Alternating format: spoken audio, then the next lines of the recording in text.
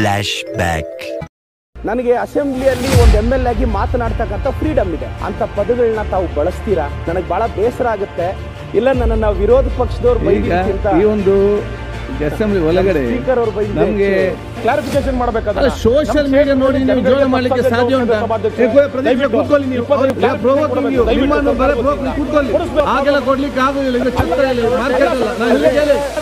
Social ಮೀಡಿಯಾದಲ್ಲಿ inspector hello ಏನೋ ಬರ ಹೇಳಿದ್ರಂತೆ ಸ್ವಲ್ಪ ನಗ್ಸೋಣ ಅಂತ. ಸ್ಟಾರ್ಟ್. ನಾನು ಆರ್ ಅಶೋಕ್ ಅವ್ರಿಗೆ ಸಂವಿಧಾನದ ಪೀಠಿಕೆಯನ್ನು ಒಮ್ಮೆ ಓದ್ತಾ ಇದ್ದೇನೆ. ವಿದ್ಯಾರ್ಥಿನಿಯರೇ, ವೇದಿಕೆಯ ಮೇಲೆ ಕುಳಿತಿರ್ತಕ್ಕಂಥ ಗಣ್ಯರೇ, ಯಾರಲ್ಲಿ ಪ್ಲೀಸ್ ಸಮಾಧಾನ. ನಮ್ಮ ಪ್ರಿಯಾಂಬಲ್ ಅಲ್ಲಿ ಫ್ರೀಡಮ್ ಆಫ್ ಸ್ಪೀಚ್ ಬಗ್ಗೆ ಬರೆದಿದ್ದಾರೆ. ಸಾಮಾನ್ಯ ವ್ಯಕ್ತಿಗಳಿಗೆ ಆರ್ಟಿಕಲ್ 19 ವೈಲೇಟ್ ಆದ್ರೆ ಕೋರ್ಟ್ ಅನ್ನ ಮೊರೆ ಹೋಗ್ತಾರೆ. ಮೋದಿಯವರ ಸಾಮರ್ಥ್ಯ ಎಂತದ್ದು ಗೊತ್ತೇನು? ನಾನು ಹೇಳ್ತಾ ಹೋದ್ರೆ ಹುಚ್ಚ ಆಗ್ಬಿಡ್ತೀನಿ. ಒಂದು MLAಗೆ ಆರ್ಟಿಕಲ್ 194, ನನಗೆ ಅಸೆಂಬ್ಲಿಯಲ್ಲಿ ಒಂದು MLA ಆಗಿ ಮಾತನಾಡ್ತಕ್ಕಂಥ ಫ್ರೀಡಮ್ ಇದೆ.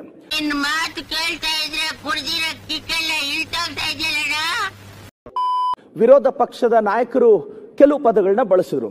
ಖಂಡಿತವಾಗೂ ಆ ಪದಗಳಿಂದ ನನಗೆ ಬೇಸರ ಆಗಿದೆ ಅಂತ ನಾನು ಇದನ್ನ ಮಾತಾಡ್ತಿಲ್ಲ. Flashback. ಪ್ರತಿಪಕ್ಷ ನಿನಗೆ ಏನಾಗಿದೆ? ಈಗ ಕೈಯಲ್ಲಿ ಕಬ್ಬಿಣ ಕೊಡಿ, ಒಂದು ಕುತ್ಕೋ. ಅದಾದ ನಂತರ ಬಡತನ ಕಣ್ಣೀರು ಸುರಿಸಿ ವಿಧಾನಸೌಧದವರೆಗೂ ಬಂದಿದ್ದೀವಿ. ನಮ್ಮ ನೋವು, ನಮ್ಮ ಬಡತನ, ನಮ್ಮ ಹಸಿವು, ನಮ್ಮ ಅಗ್ರೆಷನ್ ಅಲ್ಲಿ ಕಾಣಿಸುತ್ತೆ ಸಭಾಧ್ಯಕ್ಷರೇ. ನಾವು ಶ್ರೀಮಂತ ಕುಟುಂಬದಿಂದ ಬಂದವರಲ್ಲ. ಪೆರೇಸಂದ್ರದ APMC ಮಾರುಕಟ್ಟೆಯಲ್ಲಿ ಮೂಟೆ ಒತ್ತೋನು, ಟ್ರ್ಯಾಕ್ಟರ್ ಓಡಿಸಿದವನು, ತೋಟಕ್ಕೆ ನೀರು ಕಟ್ಟಿ ಬದುಕನ್ನ ಕಟ್ಕೊಂಡವನು.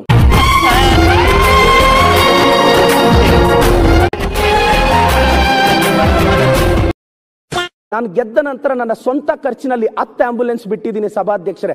ನಮಗೆಂತೆಂದು ನಾಯಕ ನೀನೇ, ದಕ್ಷಿಣ ಧ್ರುವದ ಧ್ರುವ ತಾರೆಯು ನೀನೇ.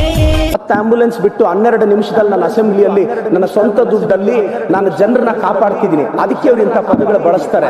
ನಾನು ಗೆದ್ದ ನಂತರ ಡಿಜಿಟಲ್ ಕ್ರಾಂತಿಗೆ ಮುನ್ನುಡಿ ಬರೀತಾ ಇದ್ದೀನಿ. ಆ ಕಾರಣಕ್ಕೆ ಇವರು ಪದಗಳು ಬಳಸ್ತಾರೆ. ಅಪ್ಪ ಅಮ್ಮ ಇಲ್ದಿರೋ 52 ಮಕ್ಕಳಿಗೆ ನಾನು ದಾರಿದೀಪ ಆಗಿದ್ದೀನಿ. ಅದಕ್ಕೆ ಈ ಪದ ಬಳಸ್ತಾರೆ.